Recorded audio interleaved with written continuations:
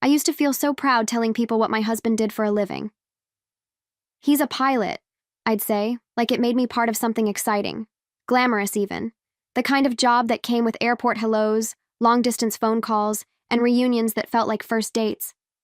Mark would send me pictures from different cities, hotel breakfasts, skyline views, his cockpit window at sunset. I kept every one of them. Back then, I believed every word, every image, every "I miss you." But something shifted.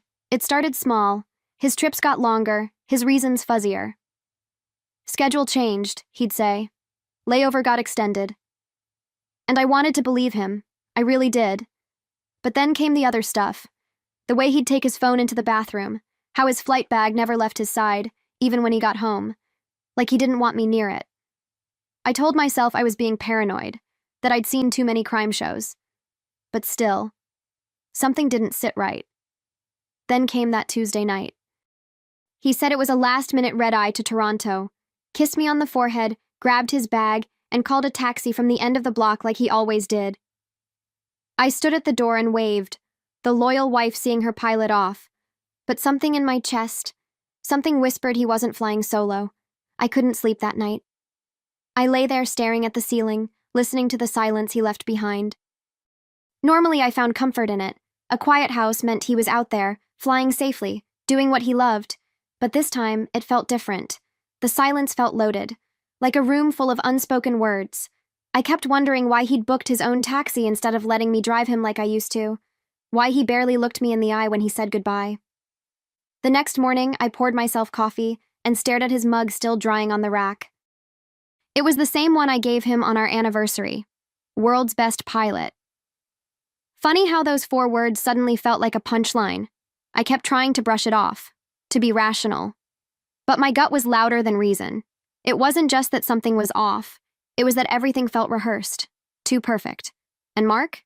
He was never perfect at lying, unless he'd gotten better with practice.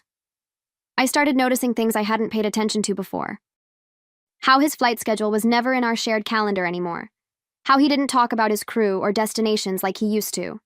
It was like I was getting the surface version of him, the polite script, the fake smile. And once you realize someone's reading you a script, you can't unhear it. You start replaying every scene, wondering what lines were real and which were just part of the show.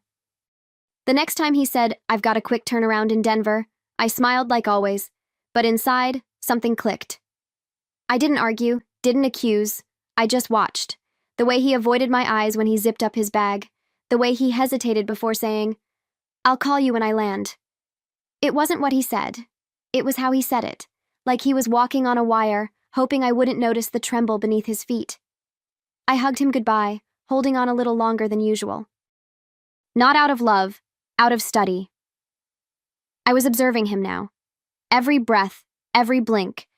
He'd always been a confident man, but lately, he seemed cornered. And the thing about people backed into corners? They either come clean or run faster. I had a feeling Mark was the running type, and I was tired of chasing shadows through airport terminals in my mind. That night, I sat on our bed, scrolling through his old texts, his itinerary emails, every little breadcrumb he'd ever left behind. And that's when the idea hit me, not like a lightning bolt, but like a slow burn. If something was wrong, I needed proof. And if Mark had truly turned our marriage into a layover, I was done waiting at the gate. I didn't dive into detective mode overnight. It started with a simple question. When exactly is his next flight? That shouldn't be hard to answer for someone married to a pilot, right? Except Mark had stopped giving me straight details. So I checked the public schedule for his airline, just to see. Just to reassure myself that I was overthinking things. But the moment I saw it, a gap where he claimed he'd be flying, my stomach dropped. I triple-checked, searched by flight number, departure city, everything. Nothing matched. He said he was heading to Chicago, but the airline had no such flight listed that day. Maybe it was a private gig, a reroute. I tried to give him the benefit of the doubt, like I always had. But deep down, I knew. When you love someone, you know their rhythm. And Mark's? His had gone silent, like a song you used to hum in your sleep that now just echoed. Still, I didn't want to confront him with nothing but gut feelings and missed flights. I needed more. Something concrete. So I made a choice that felt equal parts bold and awful. I slipped a tiny GPS tracker into the lining of his luggage.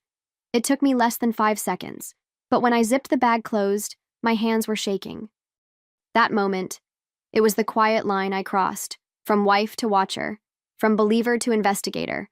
Tracking him felt wrong at first, like I was the one betraying something sacred. But that guilt faded fast the moment I opened the app and saw his location pinging in a completely different city from the one he told me. He'd said San Diego. The tracker? It placed him in Phoenix. No connecting flights, no explanation. Just one big lie wrapped in a pilot's uniform. My heart didn't break right away. It twisted, like it was trying to turn away from the truth but couldn't. I didn't even cry. That surprised me. Instead, I got quiet, focused. I reached out to a friend of ours, someone we both knew through the airline, someone I trusted. Casually, I asked if Mark had been on the schedule that week. There was a pause, a long one. Then she said, "I probably shouldn't be telling you this, but no, he hasn't flown since last month." My stomach flipped. I thanked her, hung up, and sat there, staring at my phone like it had just slapped me.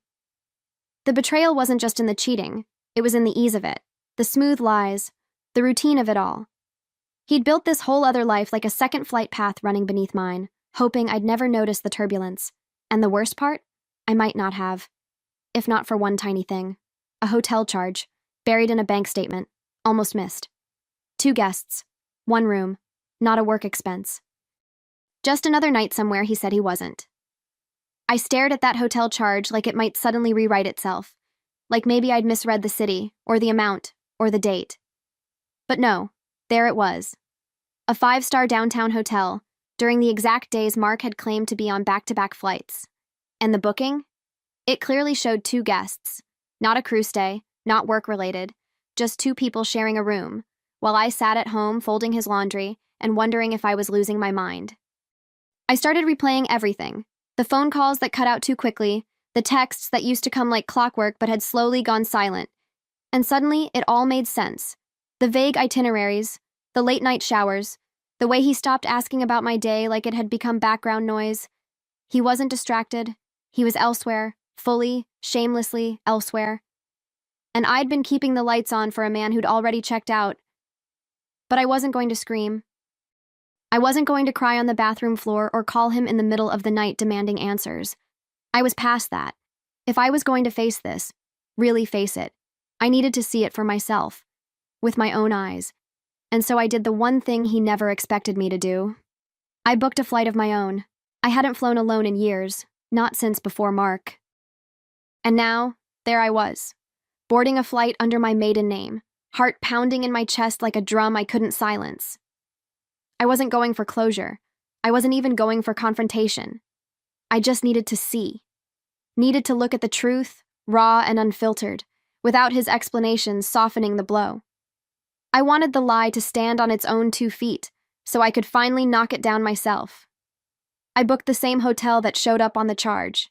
Same city, same weekend. The woman at the front desk smiled warmly, handed me my key, completely unaware that she was placing me right at the edge of my own heartbreak. I checked in, sat in the lobby with a coffee I didn't drink, and watched the revolving doors like a hawk. The hours dragged. I must have read the same headline 5 times without absorbing a word. But then, around 6 p.m., I saw them. He walked in first, Mark, in jeans, not his uniform, laughing, relaxed. Then came her. Younger, effortless. One hand on his arm, the other pulling a suitcase. And then, she kissed him. Just like that. Like it was normal. Like I didn't exist. And the way he smiled at her, that was the part that cut the deepest. Not the kiss, not even the lie. It was the look. He looked free. I didn't move. I couldn't. My body felt like it had turned to stone, anchored to that lobby chair. People walked past me, laughing, checking in, living their lives, while mine cracked in silence. I watched him lean in and whisper something in her ear. She laughed, touched his chest like it belonged to her. And him? He soaked it in. Not a single flicker of guilt. Not even a glance around. He didn't act like a man sneaking around. He acted like a man who was home. The rage didn't come right away. I thought it would. Thought I'd explode, march over, scream, cry, do something. But I didn't. I just sat there and watched my marriage disintegrate in real time. It was strangely quiet, like watching a car accident through thick glass. I saw everything, but it all felt far away. Until one moment, one sharp second, when I caught a glimpse of my own reflection in the window behind them. And I didn't recognize her. That woman staring back. She looked tired, hollow, like someone who'd loved too hard, given too much, and stayed too long. That was when it hit me. I wasn't just being cheated on, I was being erased, replaced. Written out of my own story like I'd never existed. And the worst part? He didn't even look back. They disappeared into the elevator, still wrapped up in each other, and I finally exhaled. It felt like I'd been holding my breath for hours. I didn't cry, I didn't scream. I just sat there, holding my purse like a life raft, trying to keep my hands from shaking. Everything I needed to know had been handed to me in that lobby. No explanations, no excuses. Just the image of my husband kissing another woman like it was the most natural thing in the world. Back in my room, I moved like a ghost. I didn't turn on the TV, didn't check my phone. I just stared at the wall, replaying every lie he ever told me, trying to match his words to the man I saw tonight. And I couldn't. They were two different people. The Mark I married would have never done this. But the Mark I followed here? He'd done it before. He knew exactly what he was doing. And the scariest part was, he didn't seem sorry at all. I sat there for a long time, long enough for the sun to dip low and the city lights to blink on outside the window. And then I made a decision. Not to scream, not to confront, not yet. I had a plan now. If he wanted to live a double life, I was going to make sure he heard every word of it from both sides of the wall. I didn't storm the room. That would have been too easy for him, a dramatic scene he could twist into hysteria. No, I wanted facts. I wanted his own words to do the talking. So I booked the room next door. The front desk didn't blink, just handed me a key and wished me a pleasant stay. Pleasant. I almost laughed. I waited until the hallway was empty, stepped inside, and pressed my ear against the wall. It was thin. I could hear everything. At first, it was just muffled voices. Then laughter, the clinking of glasses. Her voice, light, playful, too familiar. His? I hadn't heard that version of him in years. Effortless, youthful, like a man who wasn't carrying the weight of a marriage. And then, like a gut punch, I heard my name. Not in guilt, not in regret, but as a punchline. He was joking about how uptight I'd become, how I used to be more fun. She giggled, and I died a little inside. I hit record on my phone. Not because I needed to convince anyone else, but because I needed to convince myself that this was real, that I wasn't crazy, that the man I'd loved for years was laughing about me through a hotel wall while holding another woman. And as he whispered promises to her, ones that used to be mine, I sat in that quiet room and thought, this is the moment I stop being his wife and start being me again. I barely slept. I didn't need to. Adrenaline kept me upright. I just lay there, phone in hand, listening, saving. Every careless word, every vow he recycled, every sigh that once belonged to me. It was surreal, hearing him like this. Not angry, not defensive, just free. And yet I wasn't devastated anymore. I felt clear, like the fog he'd wrapped around me for so long had finally lifted, and I could finally see the damage for what it was, deliberate. By morning, I had hours of proof. I didn't even need that much. A few minutes were enough to gut me, and more than enough to prepare me. I packed my bag slowly, like I wasn't just folding clothes, but folding up a chapter of my life. The whole trip back home, I didn't cry. I didn't even blink. I just stared out the plane window and thought, he has no idea what's waiting for him. It wasn't revenge. It was something colder, quieter, a reckoning. When I got home, I set the scene like it was any other day. I lit a candle, made breakfast, sat at the kitchen table with my phone beside my coffee cup, and when I heard the keys in the door, I smiled to myself, a smile that didn't reach my eyes. He walked in like nothing was wrong, kissed me on the cheek, asked if I'd missed him, and I said, calm as a whisper, I hope your flight benefits include housing, because you'll need a new place to land. He froze. That's what I remember most. Not anger, not denial, just that flicker of confusion turning into fear. I slid the phone across the table and hit play. His voice filled the room. Her laugh, his promises, his lies. There was no shouting, no demands, just the sound of truth taking up space. He didn't reach for the phone. He didn't speak. Just stood there, staring at the life he'd spent years building and quietly burning. I didn't ask questions. I didn't need his version anymore. I had reality in high definition. I watched his shoulders slump as it all landed. Not just that he'd been caught, but that the mask he wore so comfortably had finally cracked. He muttered something weak about not meaning to hurt me, but I didn't flinch. I just stood, picked up my coffee, and walked to the sink like I was rinsing out the past. My silence said everything, and it screamed louder than any accusation ever could. He packed a bag. Just one. No begging. No dramatics. Maybe he knew there was no winning this time. Not with words, not with charm. As he left, I didn't watch him go. I sat back down, picked up my phone, and hit delete on every flight photo he ever sent me. But I kept the recording.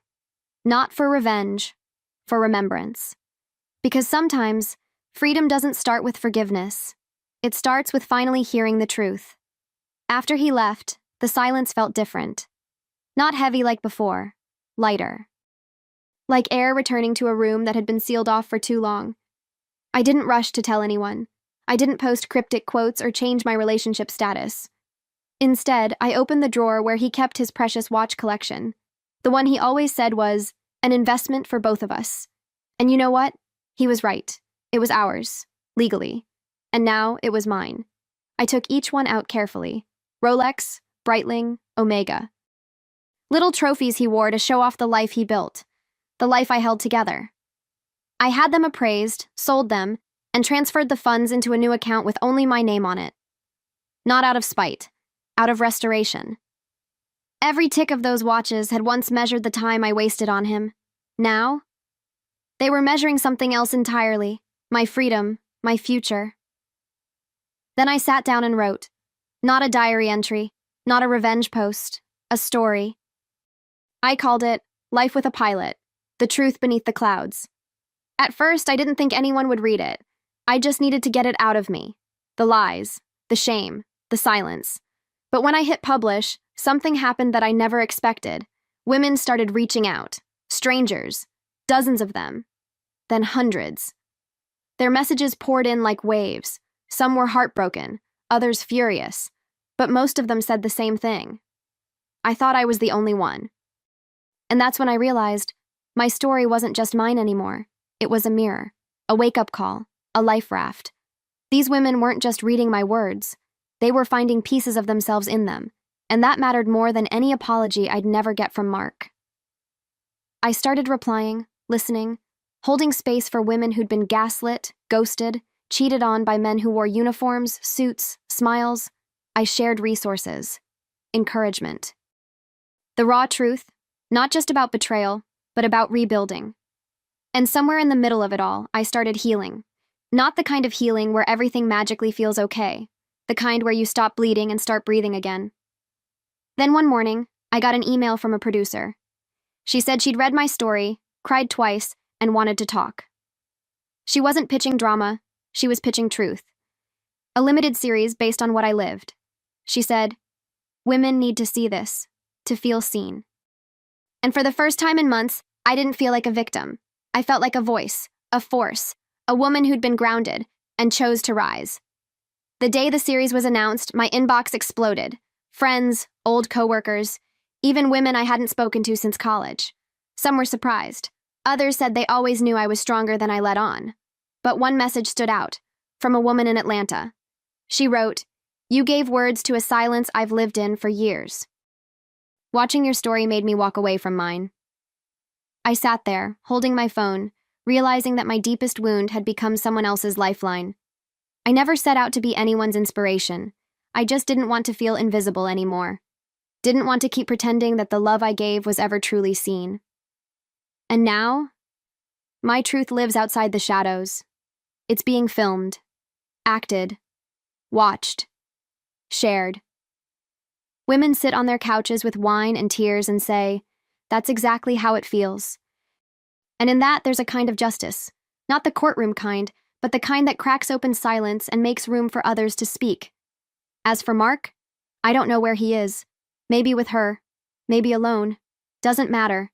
He took off chasing something shiny, and I let him go. Because in the end, he flew into someone else's arms. And I soared above it all.